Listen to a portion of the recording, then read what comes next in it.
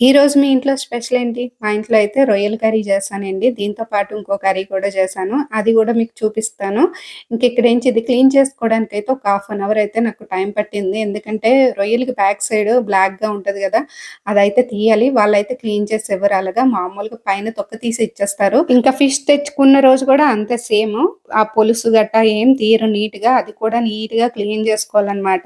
Chicken, mutton అయితే అంతగా ఏముండదులేండి. Cut చేసుకొని, మామూలుగా వాష్ చేసుకొని వండేసుకోవడమే. కానీ ఇలాంటివి తెచ్చినప్పుడే మనకి పెద్ద పనిలా అనిపిస్తది.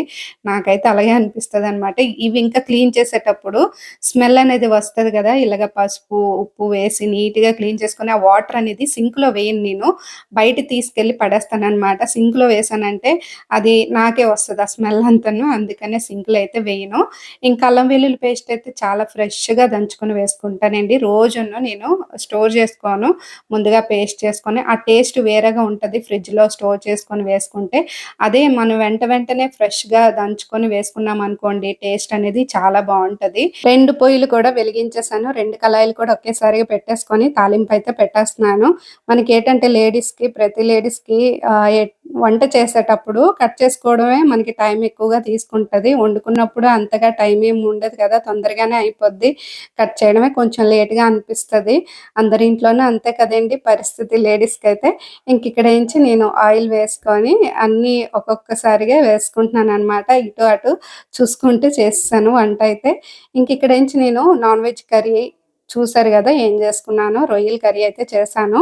ఇంకా వెజ్ కర్రీ అండి ఇది నేను చేసుకుంటుంది.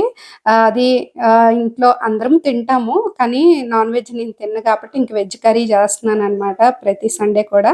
ఇంకిక్కడ చూడండి రొయ్యలైతే కర్రీ ఇలా చేశాను. ఫ్రైలా చేశాను కొంచెం దగ్గరగా. వెజ్ కర్రీ గ్రేవీలాగా చేసుకున్నాను. టేస్ట్ అయితే చాలా బావుంటది. ఇదేంటి చూపిస్తుంది కొంచెం అంటే క్లీన్ చేసుకోవడం ఎక్కువ క్లీన్ చేసుకున్నాను కదా! అవైతే ఇంకా 2 డేస్‌కైతే మళ్ళీ చేసుకుంటానండి. అన్నీ ఒకసారయితే చేయననమాట. డీప్ ఫ్రిడ్జ్‌లో పెట్టేస్తాను. మళ్ళీ ట్యూస్‌డే, వెడ్నెస్‌డే కూడా వండుతాను రొయ్యల కర్రీ అయితే. ఇంకిక్కడేంచి వెజ్ కర్రీ ఏంటనేది చూడండి. మష్రూమును, స్వీట్ కార్న్, కాజు వేసైతే కర్రీ అయితే కొంచెం గ్రేవీగా చేశాననమాట. అన్నంలో కలుపుకోవడానికి బావుంటది కదా అని. ఇక చూసారు గదండీ! మా ఇంట్లో స్పెషల్ అయితే రొయ్యల curry, non veg, veg curry, mushroom అనమాట. మీ ఇంట్లో స్పెషల్ ఏంటనేది కామెంట్ చేయండి. వీడియో గనుక నచ్చినట్లయితే లైక్ చేయండి. బాయ్.